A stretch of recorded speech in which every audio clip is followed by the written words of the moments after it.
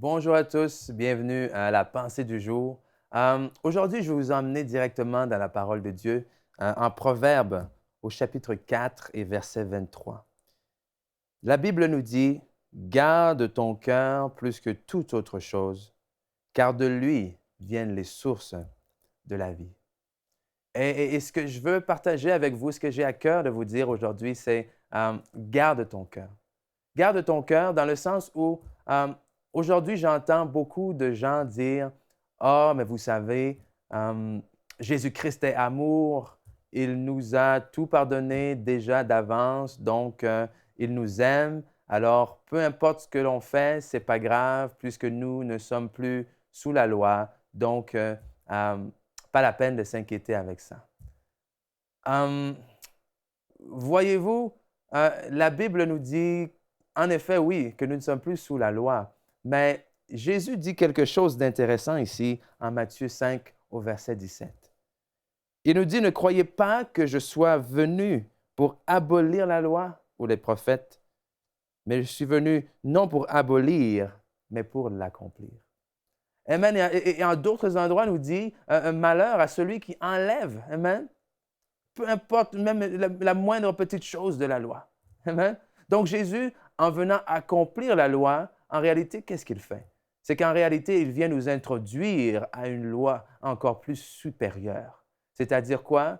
C'est la loi de l'amour. Amen. La loi de l'amour qui nous dit en Romains 13, 10, l'amour ne fait point de mal au prochain. L'amour est donc l'accomplissement de la loi. Et comment s'accomplit parfaitement cette loi de l'amour? Eh bien, la loi de l'amour, en fait, c'est quoi? C'est la loi du cœur. C'est la loi de la motivation. C'est la loi qui fait passer la motivation du cœur avant les apparences extérieures. Je vous explique. Matthieu 5, versets 27 et 28, on voit Jésus qui dit, « Vous avez appris qu'il a été dit, tu ne commettras point d'adultère. Mais moi, je vous dis que quiconque regarde une femme pour la convoiter a déjà commis un adultère avec elle ou dans son cœur. » Donc Jésus vient dire quoi ici? Jésus vient dire que même si de l'extérieur, tout le monde peut confesser que jamais tu n'as commis l'adultère avec une autre femme, que jamais tu n'as été infidèle, que jamais tu n'as trompé ta femme. Et c'est vrai, parce que personne, non seulement personne ne t'a vu, mais c'est vrai, physiquement, tu ne l'as jamais fait. Mais Jésus dit, ça ne vaut pas grand-chose de ne l'avoir jamais fait, de n'être jamais passé à l'acte si dans ton cœur, tu es passé à l'acte plusieurs fois. Amen. C'est la loi de l'amour. C'est ça la loi de l'amour. C'est là qu'il est important de garder notre cœur. C'est-à-dire quoi? De garder nos motivations. Amen. Parce que Dieu, on le sait, Dieu est un Dieu qui ne se fie pas aux apparences, mais qui regarde à ce qui se trouve dans le cœur de l'homme. Luc 6, verset 45, nous dit quoi? Nous dit, l'homme bon tire de bons trésors de son cœur et le méchant tire de mauvaises choses de son trésor.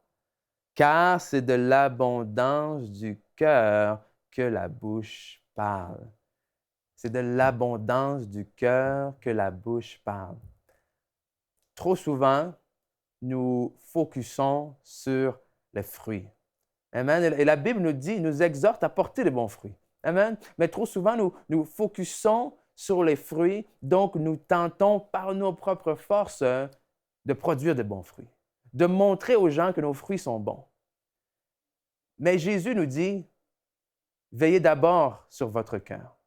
Veillez d'abord sur l'essence. Veillez d'abord sur la racine. Parce que si la racine est bonne, si la source est bonne, les fruits seront bons. Amen. Donc, notre responsabilité ici, c'est quoi?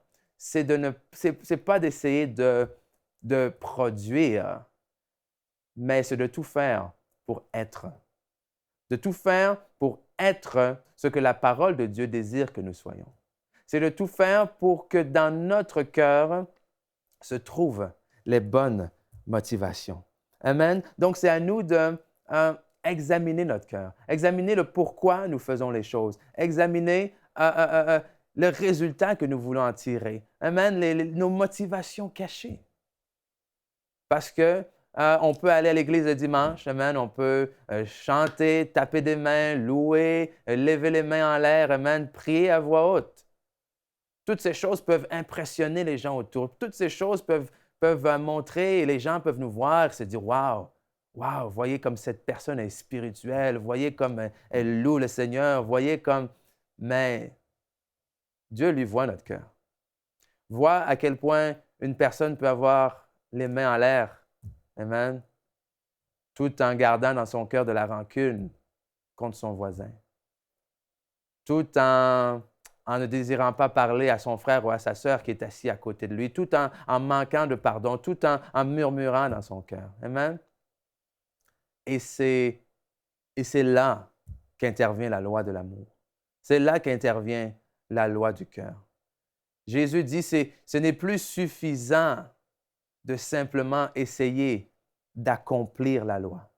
Ce n'est plus suffisant de simplement essayer de marcher parfaitement sans ne jamais tomber. Amen, parce que Christ est venu justement pour nous aider dans cette faiblesse, pour qu'en lui nous devenions parfaits. Mais Christ dit, ce n'est plus suffisant d'avoir seulement les apparences. Amen, comme les pharisiens, comme les hommes de loi qui se promenaient en priant plus fort dans les rues, amen, pour que les gens les voient. Jésus dit non. Jésus dit maintenant, je veux que cette loi soit gravée dans votre cœur. Que l'expression de vos louanges, que l'expression de vos actions soit tout simplement le reflet de ce qui est dans notre cœur.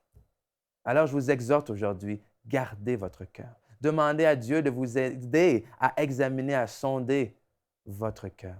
Amen. Et n'oubliez surtout pas, peu importe ce que vous montrez aux autres, Dieu, lui, connaît toutes choses et est éternellement avec nous. Amen. Donc, prenez garde à votre cœur parce que de lui viennent les sources de la vie. Soyez bénis. À la prochaine. Pour aller plus en profondeur, vous pouvez lire et télécharger la version complète de cette pensée du jour sur le site enseigne-moi.com.